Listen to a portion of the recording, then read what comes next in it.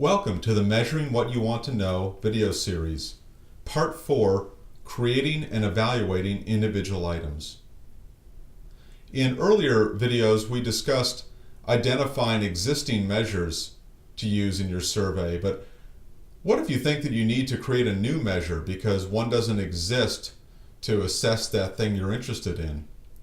We're going to talk about creating individual items and creating multi-item measures, but let's start with creating and evaluating individual items. And we can begin by talking about some item vocabulary here. So here's an item, and we call this part of it the item stem. And within the item stem, we often have a recall period that tells the person how far back they should remember and report on. We have several item responses, and there are lots of different kinds of item responses we see. For example, here is a never, rarely, sometimes, often, always. That's assessing the frequency of something, while this other set of item responses is assessing the intensity of something. There are some general guidelines for writing effective items. First of all, we should write items that are as short and simple as possible. Write items that will work with lower literacy respondents. Try to use language that respondents would use so the items feel more natural to people. But note that idiomatic phrases might make translation difficult down the road. Try to write items that have a narrow range of interpretation. They're asking about something very specific, except in those cases where you actually want to ask about something very, very broad. And items should ask about only one thing. If you ask about more than one thing at once, then you've got a double-barreled item, and that's not good. So when we write new items, one of the best ways we can evaluate them is through cognitive interviews. And to understand what cognitive interviews do, we need to think a little bit about how people respond to items. And for this, we're going to use a general cognitive model of survey response. Where first the person perceives the question and comprehends it, tries to figure out what it means. And so one of the things that we're interested in is the question intent. What does the respondent believe the question is asking? And the meaning of the terms. What do specific words and phrases in the question mean to the respondent? Are they interpreting the question in the way in which we intended it? Then after the person comprehends the question, they need to retrieve from memory the relevant information they need to answer that question. So one thing that we're interested in then is the recallability of the information. What types of information does the respondent need to recall in order to answer this question? We might also be interested in understanding their recall strategy. What type of strategy are they using to retrieve that information? For example, do they tend to count events by recalling each one individually? Or do they use an estimation strategy of some kind? They might think, well, what was the last week like? That was a pretty average week, and so I'll assume that last week was representative of the whole month, right?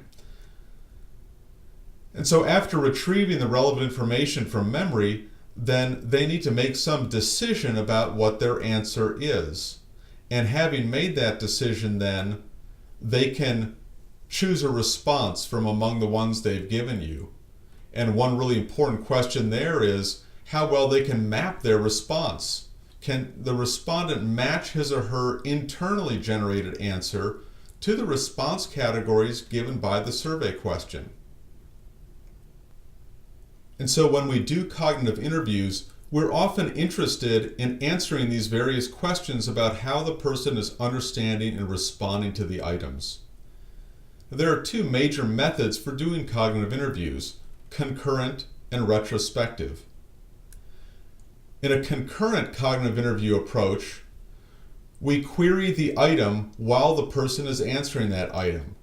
So we might ask them to, for example, think aloud while they're trying to come up with their answer. Or they may come up with their answer for that item and we ask them questions, we probe them immediately after they've answered it.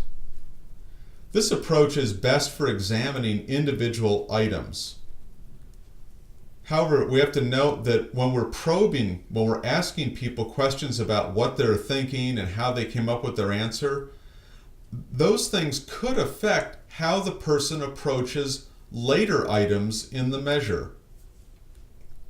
So another approach is the retrospective approach, where here the person answers all of the items of interest, and then we query them about all of those items after the person has read and answered all of them. This approach is best for understanding how the entire administration of a set of items is working. But the limitation here is that memory, the person's memory for the cognitive processes occurring for any given item is generally poor. I'd imagine answering 15 questions and then I go back and ask you how you came up with your answer to question 3. Right? It's just a tough thing to do. So these are two different approaches to cognitive interviews, and they have their strengths and weaknesses. Let's turn now to look at a few typical queries that we might use in a cognitive interview. We might ask the person, can you put this question into your own words? Was there anything unclear about this question? Can you walk me through how you came up with your answer? Can you explain what you mean when you say that this happened some of the time?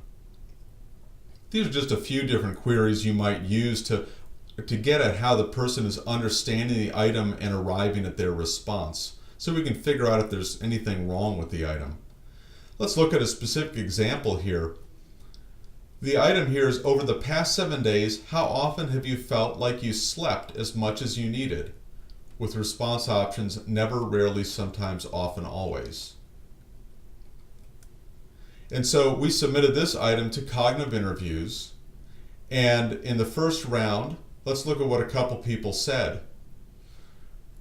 One respondent, whose ID is LL273, identified an issue with response construction.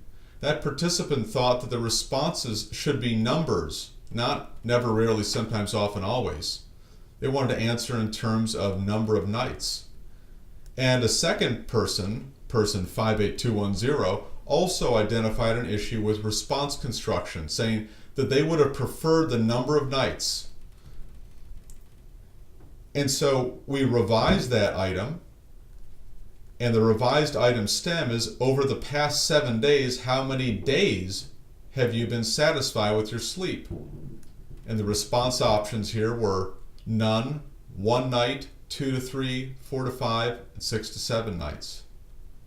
So we did a second round then of cognitive interviews, and let's look at some of the reactions in round 2.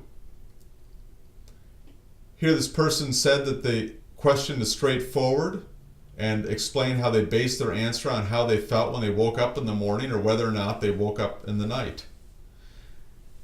And a second person said he liked the revised version much better.